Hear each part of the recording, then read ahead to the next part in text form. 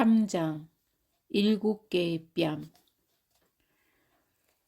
그녀는 7대의 뺨을 맞았다. 수요일 오후 4시경이었다. 같은 자리를 연달아 세게 맞았기 때문에 몇 번째 따기부터였는지 모르지만 오른쪽 광대뼈 위로 살핏줄이 터졌다. 흐르는 피를 손바닥으로 문질러 닦으며 그녀는 거리로 걸어 나왔다. 11월 하순의 공기가 맑고 찼다. 회사로 돌아가야 하나.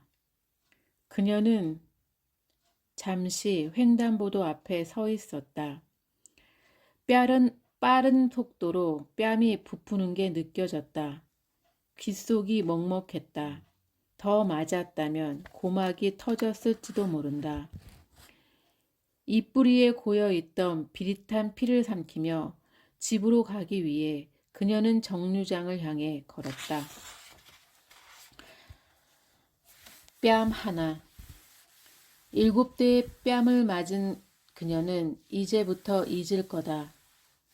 하루에 한 대씩 일주일 만에 잊을 거다. 그러니까 오늘이 그 첫날이다. 그녀는 자취방 문을 열쇠로 열고 들어간다. 구두를 가지런히 벗어놓고 코트 단추를 풀지 않은 채 방바닥에 모로 눕는다. 구한 와사가 오면 안 되니까 팔을 접어 왼뺨 아래에 받친다. 오른뺨은 계속 부풀고 있다.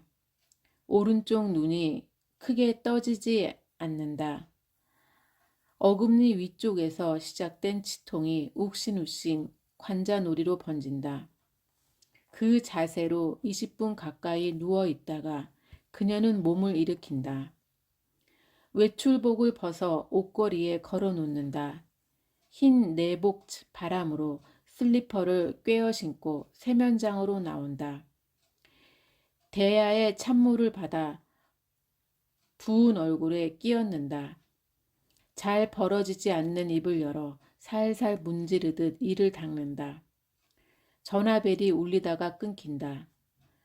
젖은 발을 수건으로 닦고 방으로 들어가자 다시 전화벨이 울린다. 그녀는 수화기를 향해 손을 뻗었다가 생각을 바꿔 전화선을 뽑아버린다. 받으면 뭐하나. 입속으로 중얼거리며 그녀는 요와 소미불을 편다. 허기가 느껴지지 않는다. 억지로 뭔가 먹는다 해도 곧 체할 것이다. 이불 속이 차가워 그녀는 몸을 웅크린다. 좀 전의 전화는 회사에서 아마 편집장이 걸어왔을 것이다. 그가 묻는 대로 그녀는 대답해야 했을 것이다. 괜찮아요. 그냥 몇 대 맞았습니다. 아니요. 따기만요. 출근은 할 수 있어요. 괜찮아요. 병원은 안 가도 됩니다. 얼굴이 부은 것 뿐이니까요. 그러니 전화선을 뽑아버린 건 잔한 일이다. 서서히 몸을 덮여주는 소미불의 훈기에 그녀는 허리와 팔다리를 편다. 벌써 어두워진 저녁 6시에 창문을 올려다본다. 외등 불빛 때문에 창문의 일부가 탁한 주황색으로 보인다. 편한 자세와 훈기 덕분에 긴장이 풀리자 뺨의 통증이 더 생생해진다. 이제 어떻게 첫 뺨을 잊을까? 사내가 첫 뺨을 때렸을 때 그녀는 소리를 내지 않았다. 다음 따기가 날아오기 전에 몸을 피하지도 않았다. 의자에서 일어서거나 조사실 탁자 아래 웅크려 숨거나 문을 향해 달아나는 대신 가만히 숨을 죽인 채 기다렸다. 사내가 멈추기를, 그만 때리기를 기다렸다. 두 번째에도, 세 번째에도, 네 번째까지도 그게 마지막일 거라고 믿었다. 5번째로 손바닥이 날아왔을 때 생각했다. 멈추지 않겠구나. 계속 때리겠구나. 6번째에는 더 이상 아무것도 생각하지 않았다. 숫자를 이어 세지도 않았다. 7번째 따기를 올려붙인 사내가 탁자 맞은편에 접이 의자에 기대 앉았을 때에야 5셋에 끊겼던 숫자에 2를 더해 셋을 완성했다. 7대. 사내의 얼굴은 평범했다. 전체적으로 요철이 없는 얼굴에 입술이 얇았다. 카라가 넓은 미색 와이셔츠에 통이 넓은 회색 양복 바지를 입었고 유난히 버클이 반짝거리는 혁대를 하고 있었다. 만일 우연히 거리에서 만났다면 평범한 회사의 주임이나 과장처럼 보였을 것이다. 그 평범하고 얇은 입술을 열어 사내가 말한다. 개 같은 년. 너 같은 년은 여기서 어떻게 돼도 아무도 몰라. 쥐새끼 같은 년. 오른뺨에 실핏줄이 터진 것을 아직 모른 채 그녀는 사내의 얼굴을 멍하게 건너다 보았다. 쥐도 새도 모르게 죽기 싫으면 내 말을 들어. 그 새끼 어딨어? 사내가 그 새끼라고 부르는 번역자를 그녀는 보름 전 청계천변의 제과점에서 만났다. 갑자기 쌀쌀해져 스웨터를 꺼내 입은 날이었다. 그녀는 보리차 잔에서 탁자로 번져 나오는 물기를 냅킨으로 닦은 뒤 교정지 묶음을 꺼냈다. 맞은편에 앉은 번역자가 바로 볼 수 있도록 방향을 돌려 탁자 위에 놓았다.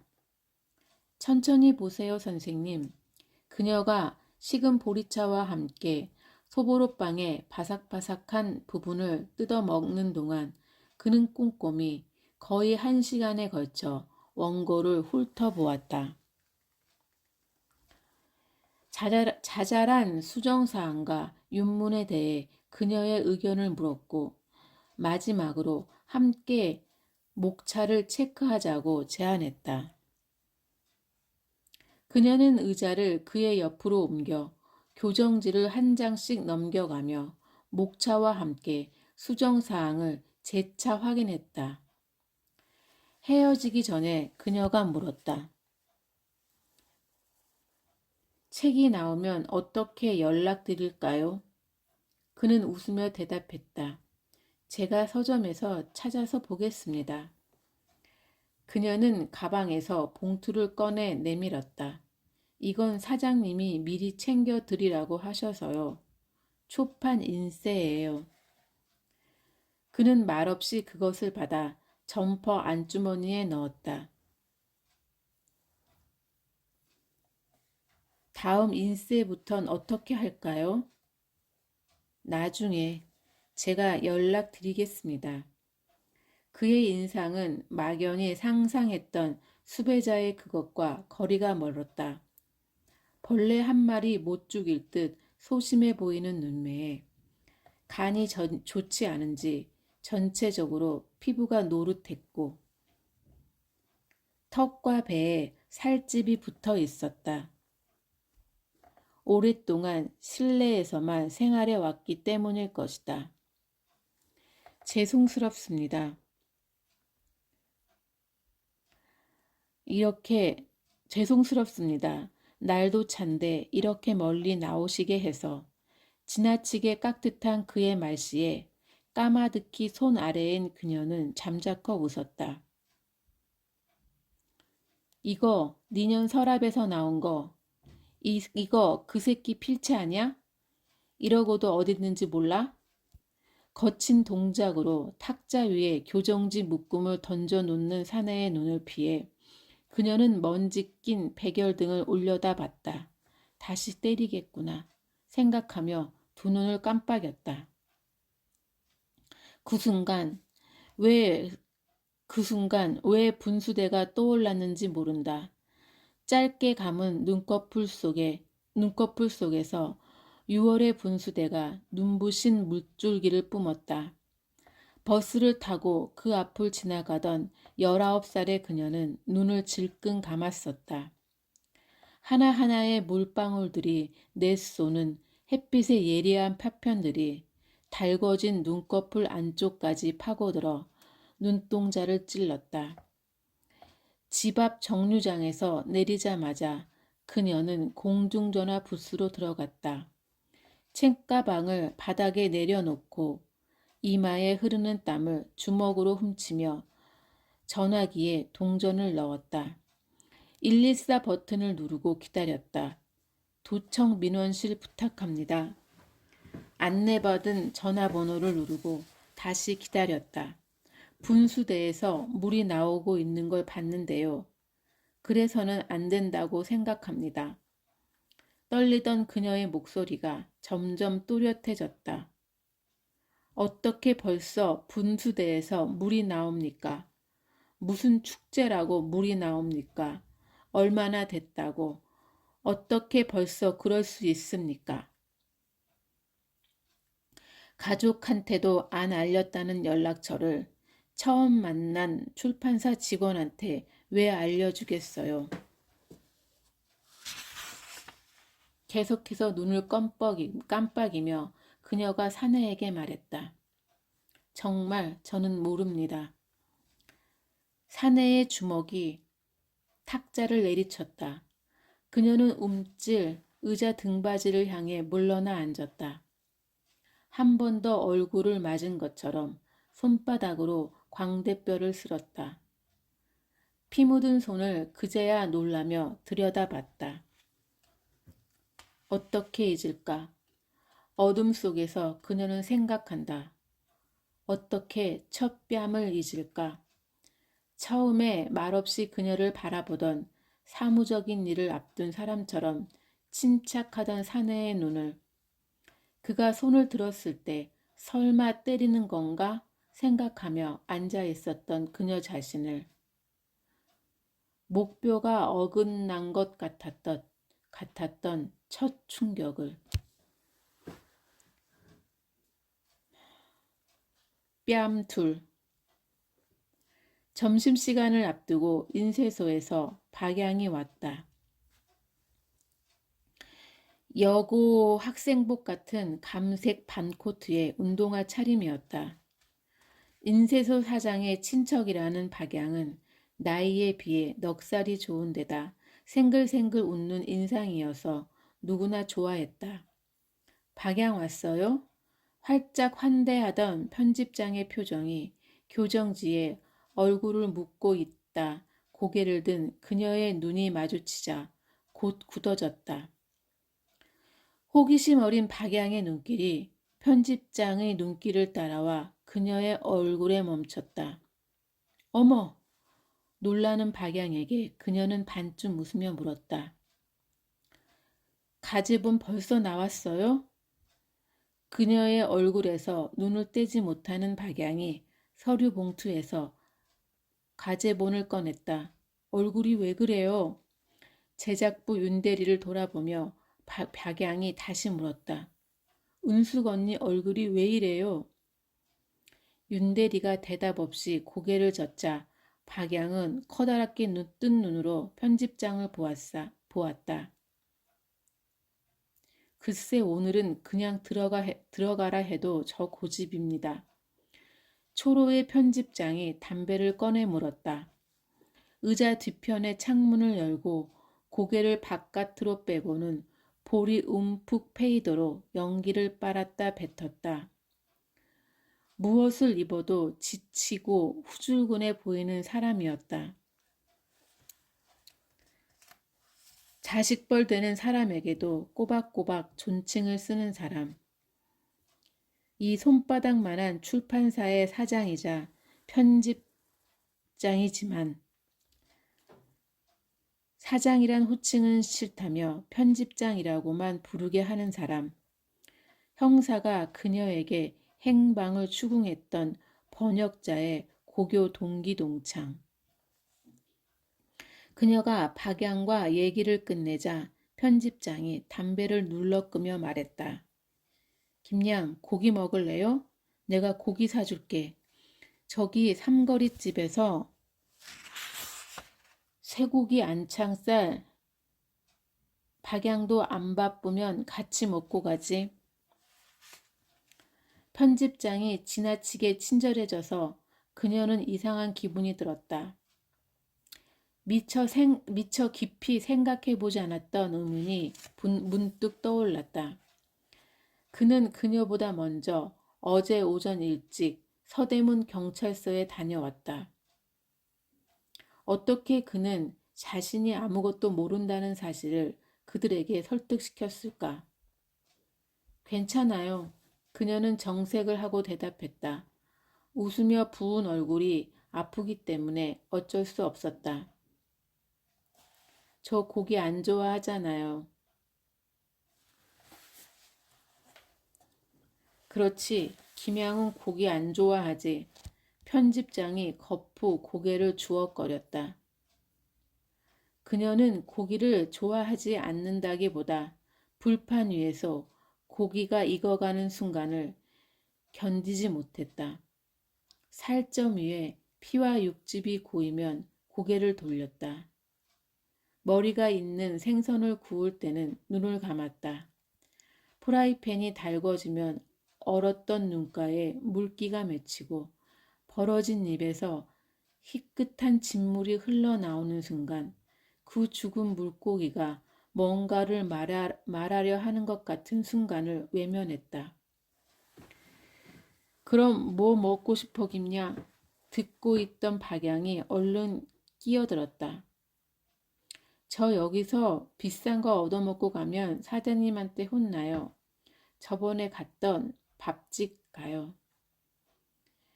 윤대리까지 넷이서 사무실 문을 잠그고 나와 삼거리 고깃집 옆에 있는 한밭집에 갔다.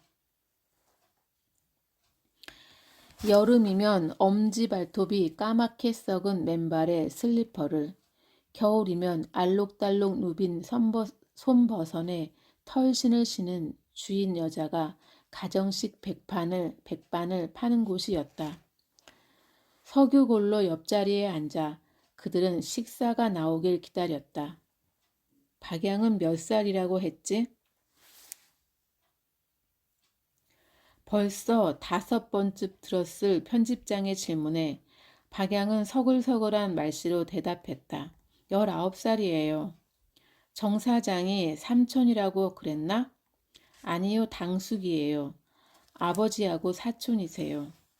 촌수가 가깝지도 않은데도 닮은 두 사람의 외모와 그 때문에 딸이라고 오해받았던 몇 가지 사건에 대해 박양은 반죽 좋게 생글생글 이야기해 주었다. 아내가 만삭이라는 신혼의 윤대리는 박양의 한마디가 끝날 때마다 실소를 참지 못하고 킬킬거렸다. 식사가 끝날 무렵 편집장이 그녀에게 물었다. 내일 검열과엔 내가 다녀올까? 고지식한 그녀가 사양할 것을 알면서 묻는 것이었다. 늘 제가 하던 일인데요. 글쎄 어제도 고생 많이 했는데 내가 그냥 미안해서. 말끝을 곰곰이 곱씹으며 그녀는 편집장의 얼굴을 건너다 봤다. 그는 어떻게 무사히 그곳을 나올 수 있었을까? 그저 사실만을 말했을까? 김은숙이 담당 편집자입니다. 둘이서 청계천변 제과점에서 만나 마지막 교정을 받습니다. 그 외에는 아무것도 모릅니다. 다만 사실말을 말했는데 양심이라는 씁쓸한 것이 그의 심장 언저리를 가만히 찌르는 걸까? 아니에요. 항상 제가 하던 일인데요. 그녀는 좀 전에 했던 말을 반복했다. 박양을 흉내내듯 웃다 말고 통증을 느껴 부푼 오른뺨이 편집장에게 보이지 않도록 고개를 외틀었다. 모두 퇴근한 사무실에서 그녀는 먹색 목도리를 눈 밑까지 올려 둘렀다. 석유 난로를 한 번 더 점검하고 전등을 모두 끈 뒤 두꺼비 집까지 내렸다. 캄캄해진 사무실의 유리문을 열고 나가기 직전에 망설이듯 잠시 눈을 감았다 떴다. 저녁 바람은 차가웠다. 유일하게 드러난 부분인 눈언저리의 살갗이 시렸다. 하지만 버스를 타고 싶지 않았다. 종일 앉아서 하는 근무가 끝난 뒤 5정거장 거리의 집까지 서두르지 않고 걷는 시간을 그녀는 좋아했다. 걷는 동안 두서없이 떠오르는 생각들을 그녀는 굳이 밀어내지 않았다. 그 사내는 왼손잡이여서 왼손으로 내 오른뺨을 때렸을까. 하지만 탁자에 교정지를 던질 때 볼펜을 내밀 때는 분명히 오른손을 사용했는데 누군가를 공격할 땐 본능적으로 감정에 관계된 왼손이 움직이는 건가. 찰멀미를 하기 직전까지 혀 뒤쪽이 썼다. 목적과 식도와 위에서 동시에 느껴지는 구역질이 익숙한 것이었으므로 그 익숙한 감각이 언제나처럼 너를 떠올리게 했으므로 그녀는 억지로 침을 삼켰다. 침을 삼켜도 속이 가라앉지 않아 코트 주머니에서 껌을 꺼내 씹기 시작했다. 그런데 그 손은 보통의 남자들보다 작은 편이지 않았나. 무채색 반코트를 입은 남자들과 하얀 마스크를 쓴 여고생들, 시리게 종아리를 드러낸 퇴근길의 여자들 사이로 그녀는 고개를 수그린 채 걸었다. 어디서나 흔히 볼 수 있는 손, 특별히 크지도 두껍지도 않은 손이지 않았나. 목도리 아래로 여전히 부풀어 있는 뺨을 느끼며 그녀는 걸었다. 독한 아카시아 향이 나는 껌을 왼쪽으로만 씹으며 걸었다. 아무데로도 도망가지 않고 아무 말도 하지 않고 두 번째로 날아올 그 손을 숨지겨 기다리던 자신을 기억하며 걸었다. 뺨 셋. 그녀는 덕수궁 앞 버스 정류장에 내려선다. 어제처럼 목도리를 눈 밑까지 올려 두르고 있다. 목도리 속에 감춘 뺨은 이제 붓기가 가라앉았다. 대신 정확히 손바닥 크기의 불구죽죽한 피멍이 반점처럼 새겨져 있다. 실례합니다. 시청 앞에 다다랐을 때 건장한 체격의 사복경찰이 그녀를 멈춰 세운다. 가방을 열어주십시오. 이런 순간엔 자신의 일부를 잠시 떼어 놓아야 한다는 것을 그녀는 알고 있다. 여러 번 접어 해진 자국을 따라 손쉽게 접히는 종이처럼 의식의 한 부분이 그녀로부터 떨어져 나간다. 수치 없이 그녀는 가방을 열어 보인다. 손수건과 아카시아 껌과 필통과 가제본, 튼 입술에 바르는 바셀린과 수첩과 지갑이 담겨 있다. 어떻게 오셨습니까? 검열과에 왔는데요. 출판사 직원입니다. 그녀는 눈을 들어 사복경찰의 눈을 마주본다. 그가 지시하는 대로 그녀는 지갑에서 주민등록증을 꺼낸다. 생리대가 들어있는 헝겊 주머니를 그가 뒤적이는 모습을 숨죽여 지켜본다. 이틀 전 경찰서 조사실에서 그랬던 것처럼 4년 전 진눈깨비가 내리던 4월 재수 끝에 들어간 대학의 학생 식당에서 그랬던 것처럼 그날 학생 식당에서 그녀는 늦은 점심을 먹고 있었다. 큰 소리로 유리문이 열리며 학생들이 뛰어들어왔다. 고함 소리와 함께 사복 형사들이 뒤따라 들어왔다. 식당 곳곳으로 흩어지는 학생들을 쫓아가 곤봉을 휘두르는 사내들의 모습을 그녀는 숟가락을 쥔 채 멍하게 지켜보았다. 한 형사가 특별히 흥분해 있었다. 기둥 옆에 혼자 앉아 카레라이스를 먹던 통통한 남자의 앞에 멈추더니 맞은편에 놓여있던 접이식 의자를 접어들고 휘둘렀다. 남자애의 이마에서 터진 피가 얼굴을 덮었다. 그녀의 손에서 숟가락이 떨어졌다. 그걸 주우려고 무심코 허리를 수그렸다가 바닥에 떨어진 유인물을 주었다. 굵은 글씨가 눈에 들어왔다. 학살자 전두환을 타도하라. 그 순간 억센 손이 그녀의 머리채를 움켜쥐었다.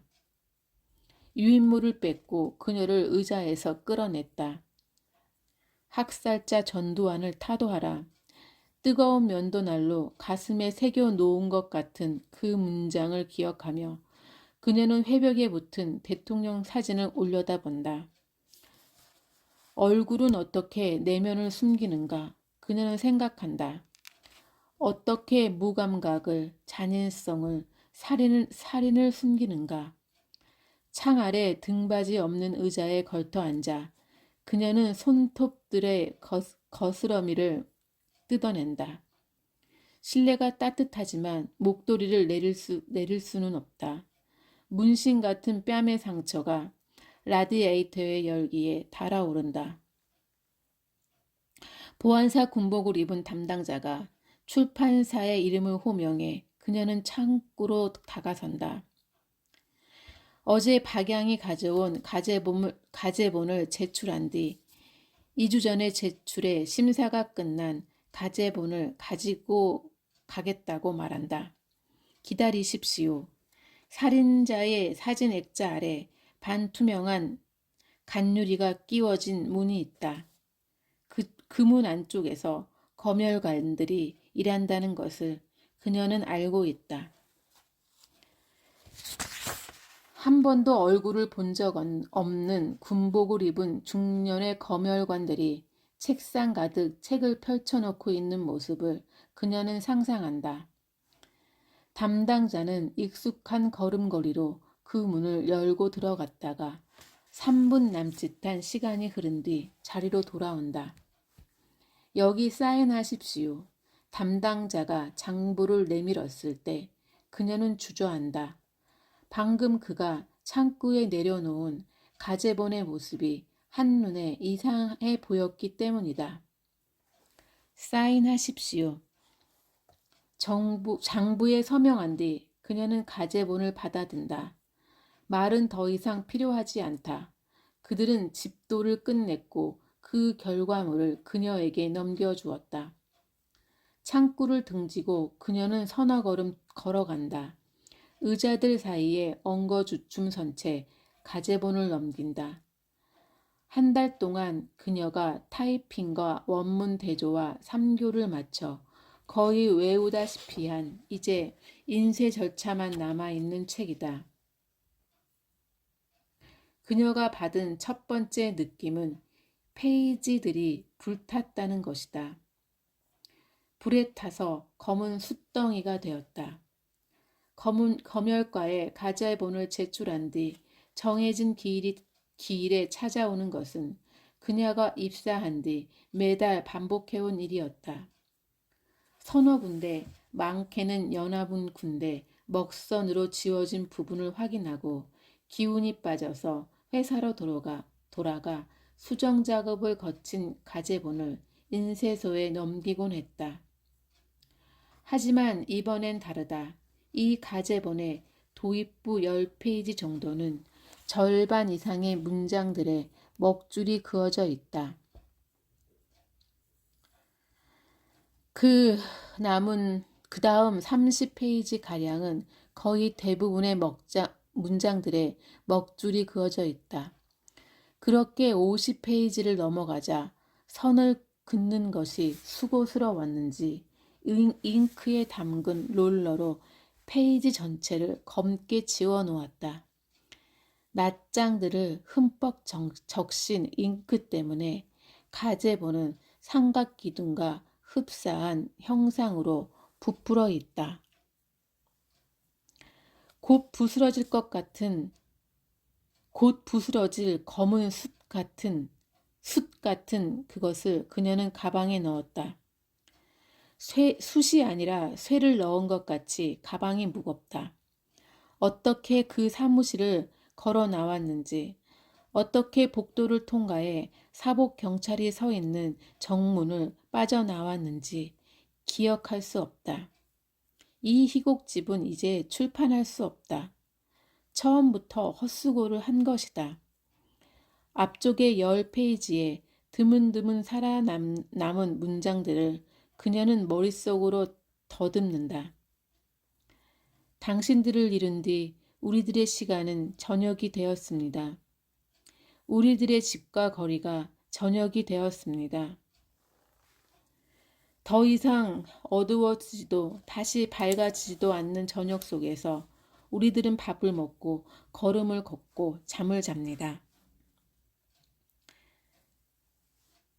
거칠게 꿰매어진 문장들, 문단째로 검게 지워진 자리들, 우연히 형상을 드러낸 단어들을 그녀는 생각한다. 당신을, 나는, 그것은, 아마도, 바로 우리들의 모든 것이 당신은 어째서 바라봅니다. 당신의 눈은 가까이에서 멀리에서 그것은 또렷이 지금 좀 더 희미하게 왜 당신은 기억했습니까?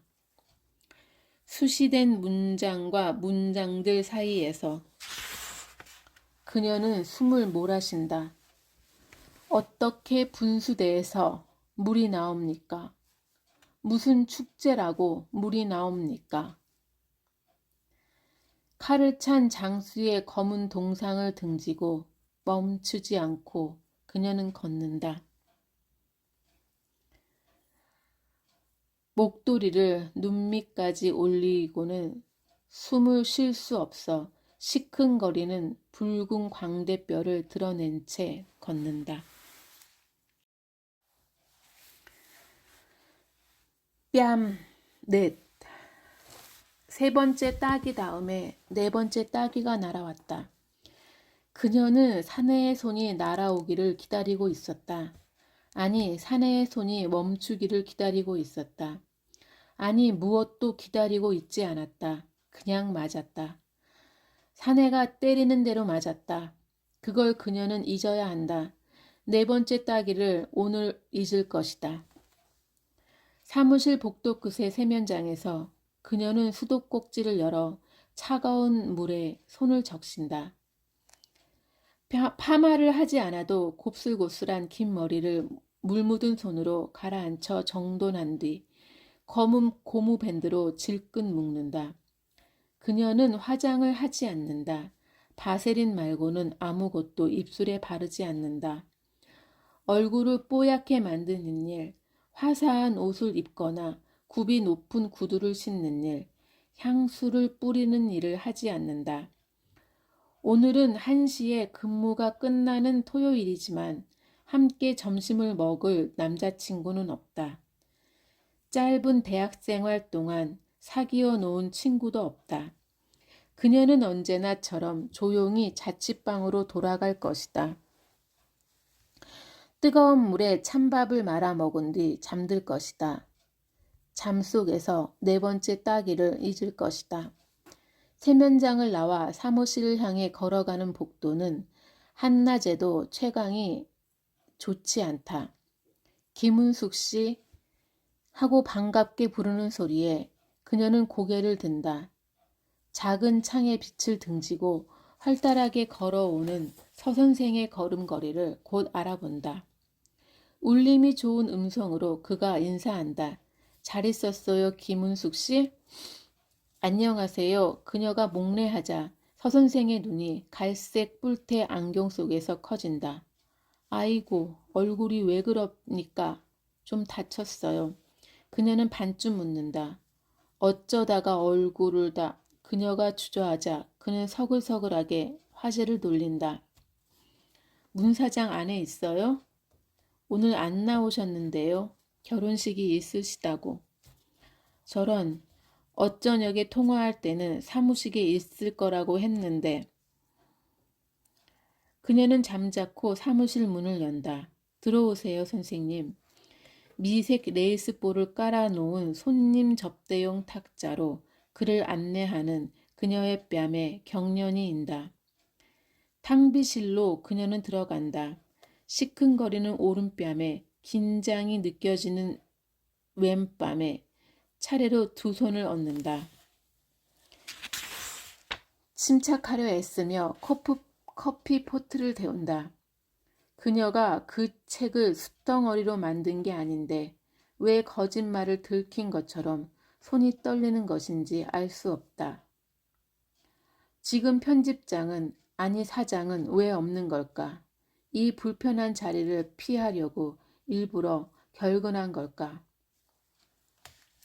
어제 저녁에 통화하면서 문 사장이 한숨만 쉬던데 대체 얼마나 삭제가 된 건지 직접 보려고 왔습니다. 탁자에 커피잔을 올려놓는 그녀에게 서선생이 말한다. 책이 못 나온다 해도 공연은 올릴 겁니다. 같은 사람들이 대본 검열을 할 테니까 문제됐던 부분은 삭제하든지 고치든지 해서 일단 통과시켜야죠. 그녀는 자신의 책상으로 걸어가 맨 아래 서랍을 연다. 가제본을 두 손으로 들고 가 탁자에 내려놓는다. 사람 좋은 웃음을 습관적으로 입가에 머물고 있는 서선생을 마주보고 앉는다. 그는 놀란 듯 했지만 곧 침착하게 가제본을 넘겨보기 시작한다. 전면을 잉크롤로 뭉개놓은 부분들도 일일이 확인하며 낱장들을 넘긴다. 죄송합니다, 선생님. 판권이 실린 마지막 페이지를 짚는 그의 손을 보며 그녀는 말한다. 정말 죄송합니다. 드릴 말씀이 없습니다. 김은숙 씨. 그녀는 눈을 들어 서선생의 당황한 얼굴을 본다. 왜 그럽니까, 김은숙 씨? 흠칫 놀라 그녀는 손으로 눈언저리를 닦는다. 7번째 따기를 맞고도 한 차례도 울지 않았는데 왜 갑자기 지금 눈물이 흐르는 건지 정말 왜 지금 갑자기 눈물이 흐르는 건지 알 수 없다. 죄송합니다. 끈적끈적한 샘처럼 계속 새어나오는 눈물을 빠르게 두 손으로 닦아내며 그녀가 말한다. 정말 죄송합니다, 선생님. 김은숙 씨가 뭐가 미안합니까? 왜 나한테 사과를 해요?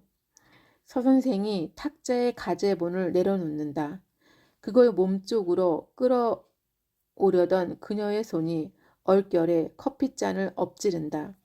서선생의 손이 날렵하게 가제본을 들어올린다. 그것이 젖지 않다록. 그 지워진 책 속에 아직 무엇이 남아있기라도 한 것처럼. 뺨 5. 일요일이니 늦잠을 잘 생각이었는데 언제나처럼 4시가 채 안 되어 그녀는 눈을 떴다. 어둠 속에서 잠시 앉아 있다가 부엌에 나갔다. 찬물을 한 모금 마시고 다시 잠이 올 것 같지 않아 빨래를 시작했다. 밝은색 양말과 수건, 흰 셔츠를 소용량 세탁기에 넣고 돌렸다. 짙은 회색 스웨터와 속옷은 손빨래해서 소쿠리에 펼쳐 널었다. 청바지는 색깔 빨래가 더 모일 때까지 세탁 바구니에 두기로 했다. 규칙적으로 돌아가는 세탁기 소리를 들으며 부엌 바닥에 쪼그려 앉아 있자니 까무룩 다시 졸음이 왔다. 그래, 자자. 방에 들어가 눈을 붙이자 딱딱한 장판 바닥과 함께 그녀의 상반신이 딱딱하게 굳으며 아래로 내려가기 시작했다. 뒤척일 수도 신음을 낼 수도 없었다. 서서히 하강이 멈추자 이번엔 공간이 좁아지기 시작했다. 거대한 시멘트 벽 같은 것이 그녀의 가슴과 이마를 등과 뒤통수를 동시에 눌러 압착시켰다. 숨을 몰아쉬며 그녀는 눈을 떴다. 마지막 탈수 코스를 돌아가는 세탁기 소리가 들렸다.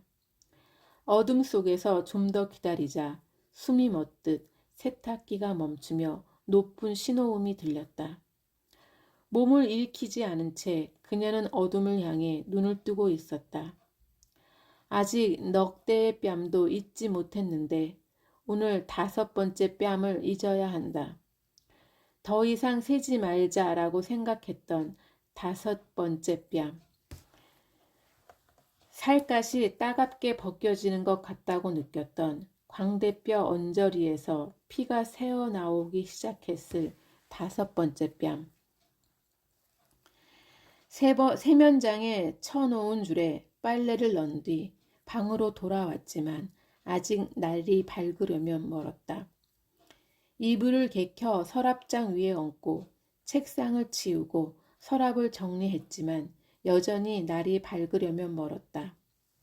화장대로 쓰는 교자상까지 깨끗이 정돈하고 그 위에 세워놓은 반신 거울 앞에서 그녀는 잠시 손을 쉬었다. 거울의 내부는 언제나처럼 고요하고 차가운 세계였다. 그 세계에서 자신을 건너다 보는 낯익은 얼굴을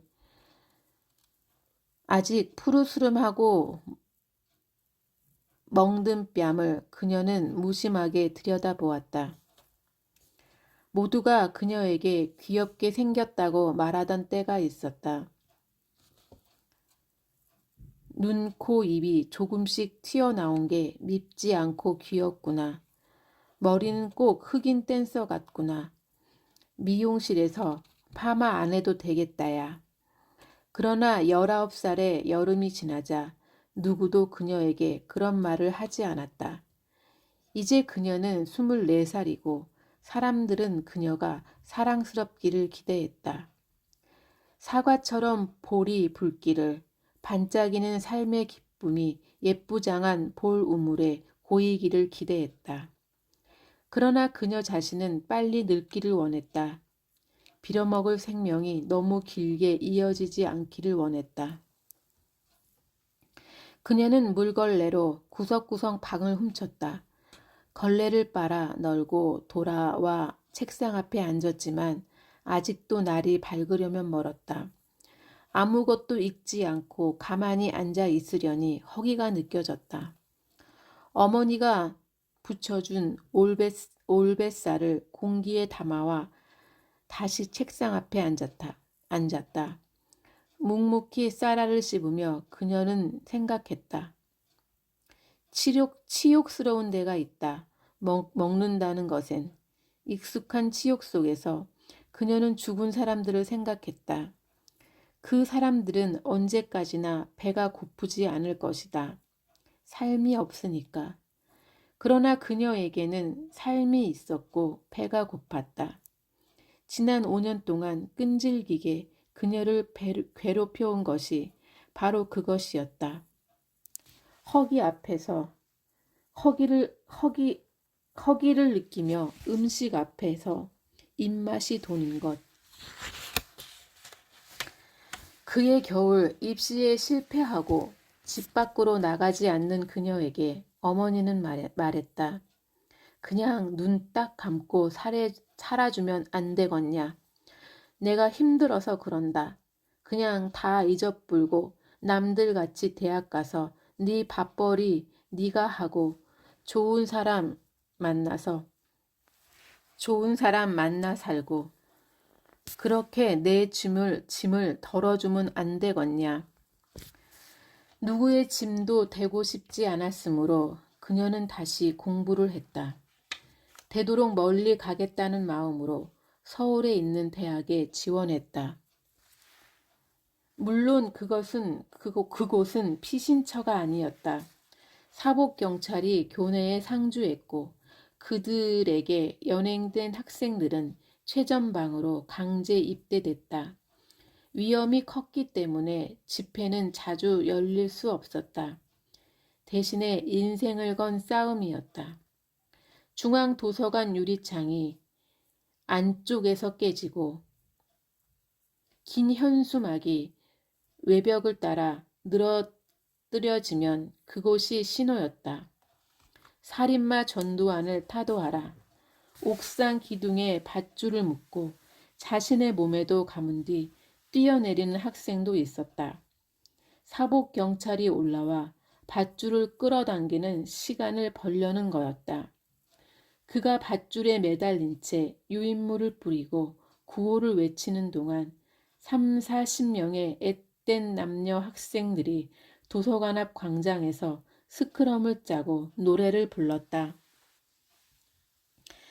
진압이 거칠고 신속했기 때문에 한 곡이 끝까지 불리는 일은 없었다. 그걸 멀리서 지켜본 날 밤이면 그녀는 잠을 설쳤다. 잠들었다가도 가위에 눌려 곧 깨었다. 그녀의 아버지가 뇌출혈로 오른쪽 몸을 못 쓰게 된 것은 첫 기말고사가 끝난 6월이었다. 아름아름으로 약국 보조원 자리를 얻은 어머니가 생계를 꾸리기 시작했다. 그녀는 휴학했다. 낮에는 아버지를 돌보고 어머니가 퇴근한 뒤에는 시내 제과점이 문을 닫는 밤 10시까지 빵 포장과 서빙 아르바이트를 했다. 잠시 눈을 붙이고 새벽에 일어나 두 동생의 도시락을 쌌다. 해가 바뀌어 아버지가 스스로 밥을 차려 먹는 정도의 기동을 하게 되자 그녀는 복학했지만 한 학기 만에 다시 학비를 벌기 위해 휴학했다. 그렇게 쉬엄쉬엄 2학년까지 마친 뒤 결국 졸업을 포기했고 교수의 추천으로 이 작은 출판사에 입사했다. 그 과정을 어머니는 진심으로 미안해했지만 그녀의 생각은 달랐다. 집안 사정이 나빠지지 않았다 해도 그녀는 대학을 졸업하지 못했을 것이다. 결국 그 앳된 학생들의 스크럼 속으로 걸어 들어갔을 것이다. 가능한 끝까지 그 속에서 버텼을 것이다. 혼자 살아남을 것을 가장 두려워했을 것이다. 처음부터 살아남으려고 했던 건 아니었다. 그날 집에 들어가 깨끗한 옷으로 갈아입은 뒤 그녀는 어머니 몰래 대문을 빠져나와 상무관으로 돌아갔다. 땅거미가 질 무렵이었다. 강당 출입문이 닫혀 있는 데다 주변엔 아무도 없어 그녀는 도청으로 갔다. 민원실 복도에도 인적이 없었다. 시민군들이 다 옮기지 않고 남겨두었는지 그녀와 선주 언니가 수습했던 모습 그대로 시신몇이 악취 속에서 썩어가고 있었다. 별관으로 들어가자 로비에 사람들이 있었다. 군내 식당 취사조에서 본 적 있는 대학생 언니가 그녀를 불렀다. 여자들은 2층에 모여 있어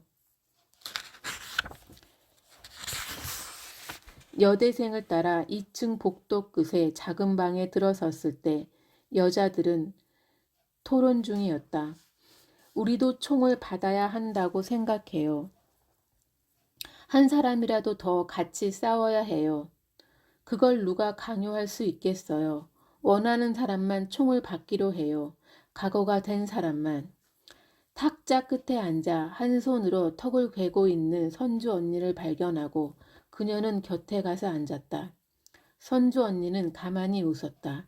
그 토론에서 선주 언니는 언제나처럼 말을 아꼈지만 말미에 이르자 침착하게 총을 받는 편을 택하겠다고 말했다. 진수 오빠가 노크를 하고 그 방에 들어온 것은 11시경이었다. 무전기를 들고 다니는 모습은 늘 봤지만 총까지 맨 모습은 처음이라 낯설어 보였다. 3명만 남아주시겠습니까? 라고 그는 말했다. 아침까지 가두 방송을 해주실 3분만 있으면 됩니다. 나머지는 집으로 돌아가세요. 좀 전에 토론에서 총을 받겠다고 말했던 3사람이 자연스럽게 앞으로 나섰다. 저희도 끝까지 같이 있고 싶어요. 1층에서 그녀를 데려온 취사조의 대학생 언니가 말했다.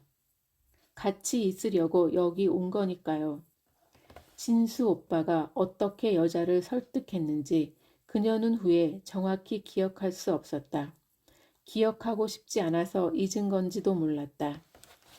여자들을 도청에 남겨서 함께 죽게 하면 시민군의 명예가 다칠 거라던 그의 말이 어렴풋이 떠올랐지만 그 말이 정직하게 그녀를 설득했는지 자신할 수 없었다. 죽어도 좋다고 생각했지만 동시에 죽음을 피하고 싶었다. 죽은 사람들의 모습을 많이 봤기 때문에 둔감해졌다고 생각했지만 그래서 더 두려웠다. 입을 벌리고 몸에 구멍이 뚫린 채 반투명한 창자를 쏟아내며 숨이 끊어지고 싶지 않았다. 남기로 한 3 여자들 중에는 선주 언니가 호신용으로 카빈 소총을 받았다. 선주 언니는 작동법에 대해 간단한 설명을 들은 뒤 어설프게 총을 어깨에 걸쳐매고 따로 뒤돌아 인사하지 않은 채 여대생 둘을 따라 1층으로 내려갔다. 그녀들에게 진수 오빠는 말했다. 사람들이 나오게 해주세요. 날이 새자마자 도청 앞에 시민들이 꽉 차게 우린 아침까지만 어떻게든 버텨볼 겁니다. 남은 여자들은 새벽 1시경에 도청을 나왔다. 진수 오빠가 다른 대학생들과 함께 남동성당 골목까지 동행해 줬다. 침침한 가로등이 밝혀진 골목 입구에서 그들은 멈춰섰다. 여기서 흩어지세요. 아무 집에라도 들어가 숨으세요. 그녀에게 영혼이 있었다면 그때 부서졌다. 땀에 젖은 셔츠에 카빈 소총을 맨 진수 오빠가 여자들에게 인사하기 위해 웃어 보였을 때 어두운 길을 되밟아 도청으로 돌아가는 그들의 뒷모습을 얼어붙은 듯 지켜보았을 때 아니 도청을 나오기 전 너를 봤을 때 이미 부서졌다. 하늘색 체육복 위에 결혼 점퍼를 걸친 아직 어린애 같은 좁은 어깨에 총을 메고서 고개를 끄덕이고 있는 너를 발견하고 그녀는 놀라며 불렀다. 동호야, 왜 집에 안 갔어? 장전하는 법을 설명하고 있던 청년 앞으로 그녀는 끼어들었다. 이 애는 중학생이에요. 집에 보내야 해요. 청년은 놀라는 기색이었다. 고등학교 2학년이라고 해서 그런 줄 알았는데 아까 고등학교 1학년까지 내보낼 때 이 애는 안 갔어요. 그녀는 목소리를 낮춰 항의했다. 말이 안 돼요. 어딜 봐서 이 얼굴이 고등학생이에요. 진수 오빠의 뒷모습이 어둠 속으로 완전히 사라지자 여자들이 흩어지기 시작했다. 취사조의 여대생이 그녀에게 물었다. 이 근처에 아는 집 있어? 그녀가 고개를 젓자 여대생이 제안했다. 나하고 전대병원으로 가자. 거기 외사촌이 입원해 있어. 전대 부속병원 로비는 어두웠고 출입문은 잠겨 있었다. 한참 문을 두드리자 경비가 손전등을 들고 나왔다. 수 간호사도 뒤따라 나왔다. 모두 긴장한 얼굴이었다. 군인이 온 거라고 생각했던 것이다. 복도와 비상 계단도 소등되어 있었다. 손전등을 든 경비의 안내로 여대생의 사촌이 입원한 6인실로 들어섰다. 소미불을 창에 걸어 놓은 실내는 칠흑같이 어두웠다. 환자들과 보호자들은 어둠 속에서 깨어 있었다. 여대생의 이모가 조카의 손을 잡으며 속삭이듯 물었다. 어쩌거나 군인들이 들어온다면서. 부상자들은 전부 총살해 버린다면서.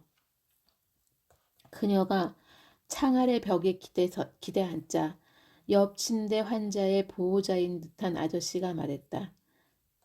창 옆에 앉지 마소. 위험하다 마시. 어둠 때문에 그의 얼굴은 보이지 않았다. 군인들 퇴각하던 날에도 총알이 날아와서 여그 창가에 걸어놓은 옷에 구멍이 뚫렸다 마시. 사람이 서 있었으면 어떻게 됐겠는가. 그녀는 창으로부터 두어 걸음 옆으로 옮겨 앉았다. 호흡이 고르지 않은 위중한 환자가 있어 20분 간격으로 간호사가 손전등을 들고 들어왔다. 서치라이트 같은 불빛이 병실을 훑을 때마다 공포에 굳은 환자들과 보호자들의 얼굴이 드러났다. 어쩌까나 군인들이 참말로 이 병원까지 쳐들어온다냐. 죄다 총살해 버릴 것 같으면 해 뜨자마자 얼른 퇴원해야 안 쓰겄냐. 네 언니는 의식 차린 지 하루밖에 안 됐는디 꿰맴 자리가 터져 불면 어쩌까나. 아주머니가 속삭여 물을 때마다 여대성은 더 작은 소리로 속삭여 대답했다. 저도 모르겠어요, 숙모. 얼마나 시간이 흘렀을까. 멀리서 들려오는 가냘픈 목소리에 그녀는 창 쪽으로 고개를 돌렸다. 메가폰을 쥔 여자의 목소리가 차츰 가까워졌다. 선주 언니는 아니었다. 시민 여러분, 도청으로 나와 주십시오. 지금 계엄군이 시내로 들어오고 있습니다. 거대한 풍선 같은 침묵이 병실의 모서리를 향해 부풀어 오르는 것을 그녀는 느꼈다. 트럭이 병원 앞길을 지나가며 목소리가 크고 선명해졌다. 우리는 끝까지 싸울 것입니다. 함께 나와서 싸워주십시오. 그 목소리가 멀어진 지 10분이 채 되지 않아 군인들의 소리가 들렸다. 그런 소리를 그녀는 처음 들었다. 수천 사람의 단호한 박자를 맞춘 군홧발 소리, 보도가 갈라지고 벽이 무너질 것 같은 장갑차 소리. 그녀는 무릎 사이에 얼굴을 묻었다. 어느 침대에선가 어린 환자가 애원했다. 엄마, 창문 닫아줘. 닫았어? 더 꽉 닫어. 꽉 닫았다니까. 마침내 그 소리들이 지나가자 다시 가두 방송이 들렸다. 도시의 침묵을 가로질러 여러 블록 너머에서 아득히 들려오는 소리였다. 여러분, 지금 나와 주십시오. 계엄군이 들어오고 있습니다. 마침내 도청 쪽에서 총소리가 들렸을 때 그녀는 잠들어 있지 않았다. 귀를 틀어막지도 눈을 감지도 않았다. 고개를 젓지도 신음하지도 않았다. 다만 너를 기억했다. 너를 데리고 가려 하자 너는 계단으로 날쌔게 달아났다. 겁에 질린 얼굴로 마치 달아나는 것만이 살 길인 것처럼. 같이 가자 동호야. 지금 같이 나가야 돼. 위태하게 2층 난간을 붙들고 서서 너는 떨었다. 마지막으로 눈이 마주쳤을 때 살고 싶어서 무서워서 네 눈꺼풀은 내 눈꺼풀은 떨렸다.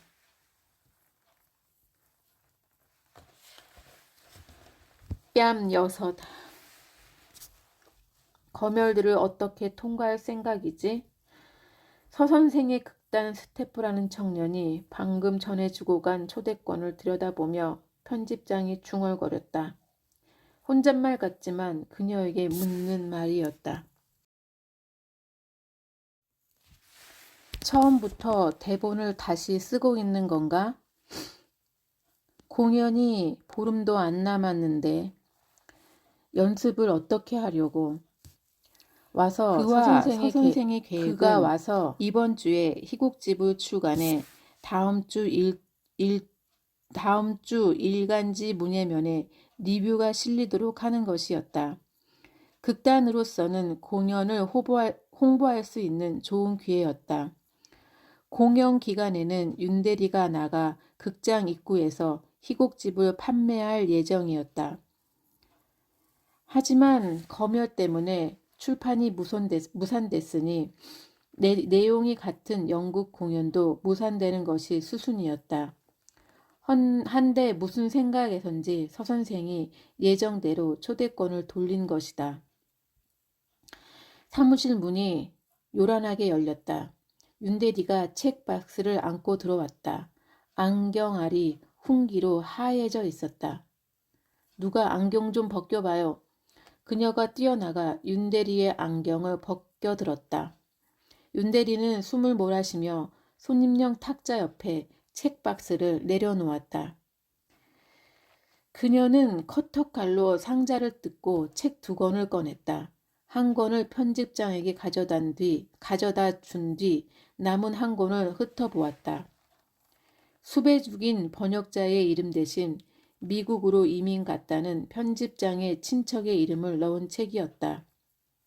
염려했던 이 책은 정작 검열과에서 2 문단만 삭제되어 무사히 인쇄소에 넘겨졌다. 그녀는 탁자에 신문지를 2 겹 깔고 윤대리와 함께 상자의 책들을 꺼냈다. 출판사 로고가 인쇄된 봉투에 책과 보도자료를 함께 넣고 내일 아침 배포할 언론사별로 가지런히 쌓았다. 잘 나왔네. 혼잣말처럼 편집장이 그녀에게 말했다. 헛기침을 한 뒤 한 번 더 정식으로 말했다. 아주 잘 나왔어요. 정리하고 오늘은 일찍들 들어가요. 편집장이 돋보기 안경을 벗어놓고 일어섰다. 코트를 어깨에 걸치고는 오른팔을 꿰지 못해 난감해했다. 겨울 들며 50견이 악화된 모양이었다.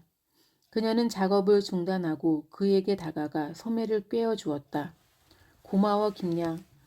겁먹은 듯 선량한 그의 눈을 나이에 비해 일찍 깊은 주름이 생긴 목을 그녀는 보았다. 이렇게 소심하고 나약한 사람이 당국의 주시를 받는 필자들과 친분을 유지하고 당국의 주시를 받는 책들을 꾸준히 출간하고 있는 이유에 대해 문득 생각했다. 편집장을 뒤따라 윤대리가 곧 퇴근하자 그녀는 혼자 사무실에 남았다. 일찍 집에 들어가고 싶지 않아 갓 나온 책을 마주하고 책상 앞에 앉았다. 번역자의 얼굴을 떠올려 보려 했지만 어째서인지 세세한 생김새가 기억나지 않았다. 피멍이 가신 오른뺨을 쓸어 보았지만 아프지 않았다. 손끝을 눌러보자 거의 통증이라고 말할 수 없을 미미한 자극이 느껴졌다. 신간은 군중을 주제로 한 입문서였다. 저자는 영국 출신이었고 대부분의 사례를 근현대 유럽에서 가져왔다. 프랑스 혁명과 스페인 내전, 2차 세계대전, 검열에 걸릴 위협이 있는 68 혁명에 관한 장은 번역자가 미리 뺐다. 훗날에 온전한 개정판을 약속하며 그는 서문에 썼다. 군중의 도덕성을 좌우하는 결정적인 요인이 무엇인지는 아직 밝혀지지 않았다. 흥미로운 사실은 군중을 이루는 개개인의 도덕적 수준과 별개로 특정한 윤리적 파동이 현장에서 발생된다는 것이다. 어떤 군중은 상점의 약탈과 살인, 강간을 서슴지 않으며 어떤 군중은 개인이었다면 다다르기 어려웠을 이타성과 용기를 획득한다. 후자의 개인들이 특별히 숭고했다기보다는 인간이 근본적으로 지닌 숭고함이 군중의 힘을 빌려 발현된 것이며 전자의 개인들이 특별히 야만적이었던 것이 아니라 인간의 근원적인 야만이 군중의 힘을 빌려 극대화된 것이라고 저자는 말한다. 그 다음 문단은 검열 때문에 온전히 책에 실리지 못했다. 그렇다면 우리에게 남은 질문은 이것이다. 인간은 무엇인가?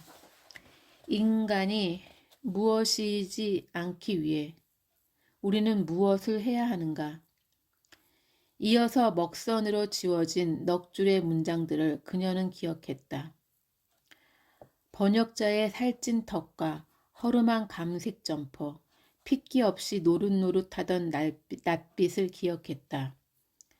물잔을 만지작거리던 길고 거무스루한 손톱을 기억했다.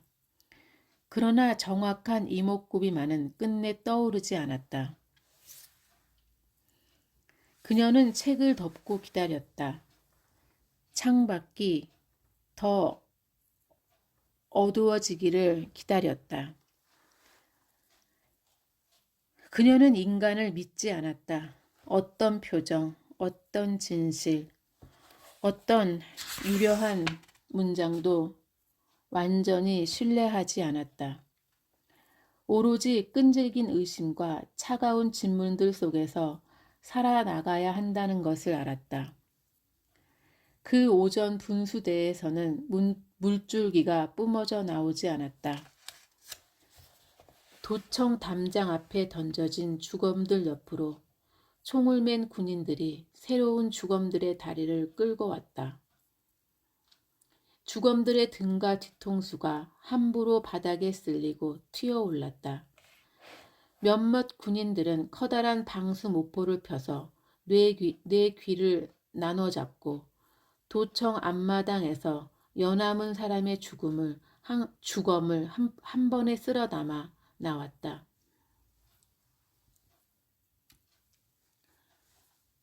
어릿어릿 먼 곁눈질로 그 광경을 보며 걷고 있을 때 빠르게 다가온 군인 셋이 그녀의 가슴에 총을 겨눴다. 어디서 오는 겁니까? 이모 병문안하고 집에 가는 길이에요. 태연스럽게 대답하는 그녀의 인중이 떨렸다. 그들이 명령한 대로 광장을 등지고 걸어 대인시장 어귀에 이르렀을 때 거대한 장갑차들이 굉음을 내며 대로를 행진해 지나갔다. 다 끝났다는 걸 모두에게 보여주려는 거야. 얼핏 그녀는 생각했다. 다 죽였다는 걸. 대학가와 가까운 그녀의 동네는 전염병이 지나간 것처럼 인적 없이 괴괴했다. 그녀가 초인종을 누르자 아버지는 기다렸다는 듯 달려나와 그녀는 들이고는 대문을 잠갔다. 다락에 그녀를 감춘 뒤 다락문이 눈에 띄지 않도록 비키니 옷장을 옮겨 놓았다. 오후부터 군인들의 발소리가 들렸다. 미닫이 문을 열고 누군가를 끌어내는 소리, 무엇인가 부서지는 소리, 애원하는 소리들이 들려왔다. 아니라우, 우리 아들은 데모 안 했어라우. 총 같은 건 만져본 적도 없어라. 그들은 그녀의 집 초인종도 눌렀다. 마당이 쩌렁쩌렁 울리게 아버지가 대답했다. 우리 집은 딸이 고3이요. 아들들은 인자 중학생 초등생인데 누가 데모를 했겠소. 다음 날 저녁 그녀가 다락방에서 내려왔을 때 어머니는 시청 청소차들이 주검들을 싣고 공동묘지로 갔다고 말했다. 분수대 앞에 던져진 주검들뿐 아니라 상무관에 있던 관들과 미확인 시신들까지 모두 싣고 갔다고 했다. 관공서와 학교가 문을 열었다. 셔터를 내렸던 상점들도 영업을 시작했다. 계엄은 계속되었으므로 저녁 7시 이후에는 통행이 금지되었다. 통금 전이라 해도 수시로 군인들의 검문 검색이 이루어져 신분증을 가지고 나오지 않는 사람들은 연행되었다. 수업 결손을 메우기 위해 대부분의 학교가 8월 초순까지 수업을 했다. 방학하는 날까지 그녀는 날마다 정류장 옆 공중전화 부스에서 도청 민원실에 전화를 걸었다. 분수대에서 물이 나와서는 안 된다고 생각합니다. 제발 물을 잠가주세요. 손바닥에서 배어나온 땀으로 수화기가 끈적끈적했다. 예, 의논해 보겠습니다. 민원실 직원들은 인내심 있게 그녀를 응대했다. 꼭 한번 나이든 여사무원이 말했다.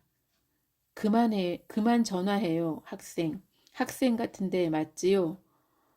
물이 나오는 분수대를 우리가 어떻게 하겠어요? 다 잊고 이젠 공부를 해요. 어두워지는 창밖으로 희끗한 것이 날리기 시작했다. 이제 일어나야 할 시간이었지만 그녀는 꼼짝 않고 의자에 앉아 있었다.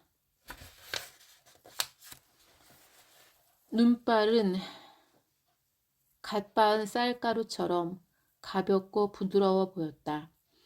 그러나 그것이 아름다울 수는 없다고 그녀는 생각했다. 오늘은 6번째 따기를 잊어야 하는 날이지만 이미 뺨은 아물어 거의 통증이 느껴지지 않았다. 그러니 내일이 되어 7번째 따기를 잊을 필요는 없었다. 7번째 뺨을 잊을 날은 오지 않을 것이다. 눈송이들. 암전 뒤 서서히 무대가 밝아진다. 큰 키 깡마른 30대 여자가 거친 재질의 흰 무명 치마를 입고 무대 중앙에 서 있다. 여자가 말없이 고개를 돌려 무대 왼편을 보자 검은 옷을 입은 호리호리한 남자가 등신대에 해골을 엎고 중앙을 향해 다가온다. 허공을 미끄러지듯 천천히 맨발을 움직인다. 다시 말없이 여자가 고개를 돌려 무대 오른편을 본다. 이번에는 작고 다부진 체격의 남자가 검은 옷을 입고 등신대에 해골을 엎고 중앙을 향해 걸어온다. 두 남자는 느리게 돌린 필름처럼 양쪽에서 허공을 미끄러져와 마치 서로를 보지 못한 듯 중앙에서 엇갈려 반대편으로 각각 나아간다. 객석은 빈자리 없이 꽉 차 있다. 첫 공연이어서인지 앞쪽에 앉은 사람들은 대부분 연극이나 언론 관계자들로 보인다. 편집장과 함께 자리를 찾아 앉기 전 그녀가 좌석 뒤편을 돌아봤을 때 사복 형사로 짐작되는 남자들이 서넛 앉아 있었다. 서 선생은 어떻게 하려는 걸까? 그녀는 생각했다. 검열과에서 삭제한 대사들이 배우의 입에서 흘러나오면 저 사내들은 일어설까?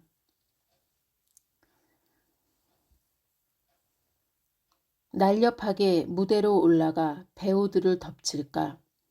학생 식당에서 카레를 먹던 남자에게 의자를 휘둘렀던 것처럼 7차례 목이 뒤로 꺾이도록 그녀의 뺨을 쳤던 것처럼 조명실에서 지켜보고 있을 제작진은 어떻게 될까? 서 선생은 체포되거나 수배되어 다시 만나기 어려운 사람이 될까? 꿈속처럼 느린 걸음으로 남자들의 모습이 사라졌을 때 여자가 말하기 시작한다. 아니, 말하기 시작한 것 같다. 아니, 여자는 아무것도 말하지 않는다. 소리 없이 입술을 달싹이고 있을 뿐이다. 그 입술의 모양을 그녀는 또렷하게 읽을 수 있다. 서 선생이 원고지에 펜으로 쓴 희곡을 그녀가 직접 입력해 삽교까지 받기 때문이다. 당신이 죽은 뒤 장례식을 치르지 못해 내 삶이 장례식이 되었습니다. 여자가 등을 보이며 뒤돌아선다. 동시에 객석 가운데의 긴 통로로 조명이 떨어진다. 누덕누덕 기운 삼배 옷을 걸친 건장한 체격의 남자가 통로 끝에 서 있다. 거칠게 숨을 몰아쉬며 그가 무대를 향해 걸어온다. 표정과 동작이 초연했던 좀 전의 남자들과 달리 그의 얼굴은 일그러져 있다. 두 팔이 힘껏 허공으로 뻗어 올라온다. 목마른 물고기처럼 그의 입술이 달싹인다. 음성이 높아져야 할 부분에서 신음처럼 끼익끼익 소리가 난다. 그 입술 모양도 그녀는 읽는다. 어이 돌아오소. 어이 내가 이름을 부르니 지금 돌아오소. 더 늦으면 안 돼요. 지금 돌아오소. 최초의 당혹한 웅성거림이 객석을 쓸고 지나간 뒤 이제 관객들은 무서운 침묵과 집중력으로 배우들의 입술을 응시하고 있다. 통로를 밝히던 조명이 어두워진다. 무대의 중앙의 여자가 객석을 향해 몸을 돌린다. 여전히 소리 없이 초온하며 걸어오는 남자를 침착하게 응시한다. 입술을 열어 달싹인다. 당신이 죽은 뒤 장례를 치르지 못해 당신을 보았던 내 눈이 사원이 되었습니다. 당신의 목소리를 들었던 내 귀가 사원이 되었습니다. 당신의 숨을 들이마신 허파가 사원이 되었습니다. 마치 눈을 뜬 채 꿈을 꾸는 듯 허공을 향해 끼익끼익 소리를 내며 여자가 입술을 움직이는 사이 삼배 옷의 남자가 무대에 올라선다. 두 팔을 허공에 저으며 여자의 어깨를 스쳐 지나간다. 봄에 피는 꽃들, 버드나무들, 빗방울과 눈송이들이 사원이 되었습니다. 날마다 찾아오는 아침, 날마다 찾아오는 저녁이 사원이 되었습니다. 눈부신 조명이 다시 객석 사이로 쏟아져 내려온다. 앞쪽 좌석에서 그녀가 고개를 돌리자 11~12살로 보이는 어린 소년이 어느새 통로 한가운데 서 있다. 하얀 반소매 체육복 상하의에 흰 운동화를 신고 조그만 해골의 머리를 추운 듯 가슴에 끌어안고 있다. 소년이 무대를 향해 걷기 시작하자 네 발 짐승들처럼 허리를 90도로 구부린 배우들의 무리가 어두운 통로 뒤편에서 나타나 뒤를 따른다. 남녀가 섞인 여나무명의 그 무리는 검은 머리칼을 괴기스럽게 아래로 늘어뜨린 채 행진한다.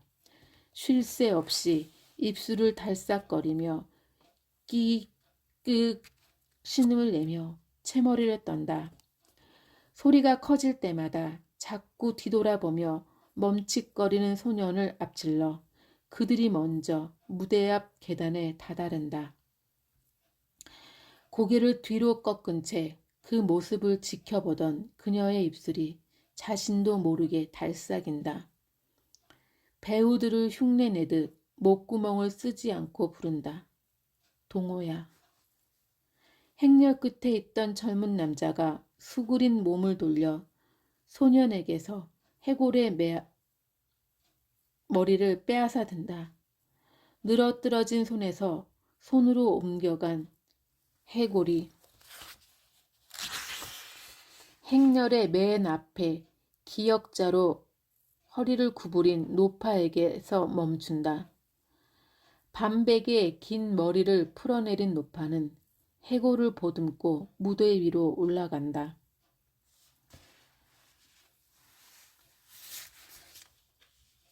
무대 중앙에 있던 흰옷 입은 여자와 삼배옷의 남자가 순순히 길을 터준다. 이제 움직이고 있는 사람은 노파뿐이다. 그 걸음이 너무나 느리고 고요해 한 관객의 그 기침 소리가 아득한 바깥 세계의 것처럼 들린다. 소년이 움직이기 시작한 것은 그 순간이다. 순식간에 소년은 무대로 뛰어 올라가 노파의 굽은 등허리에 바싹 몸을 붙인다. 업힌 어린아이처럼 홀령처럼 살금살금 뒤를 따른다. 동호야. 그녀는 아랫입술 안쪽을 악문다. 색색의 만장들이 일제히 무대 천장에서 내려오는 것을 본다. 무대 아래 네 발 짐승처럼 모여있던 배우들이 벼랑간 꼿꼿이 허리를 편다. 노파가 걸음을 멈춘다. 업힌 아이처럼 바싹 붙어 걷던 소년이 객석을 향해 몸을 돌린다. 그 얼굴을 바로 보지 않기 위해 그녀는 눈을 감는다. 네가 죽은 뒤 장례를 치르지 못해 내 삶이 장례식이 되었다. 네가 방수 모포에 쌓여 청소차에 실려간 뒤에 용서할 수 없는 물주기가 번쩍이며 분수대에서 뿜어져 나온 뒤에 어디서나 사원의 불빛이 타고 있었다. 봄에 피는 꽃들 속에, 눈송이들 속에, 날마다 찾아오는 저녁들 속에, 다스 음료수병에 네가 꽂은 양초 불꽃들이 뜨거운 고름 같은 눈물을 닦지 않은 채 그녀는 눈을 부릅뜬다. 소리 없이 입술을 움직이는 소녀의 얼굴을 뚫어지게 응시한다.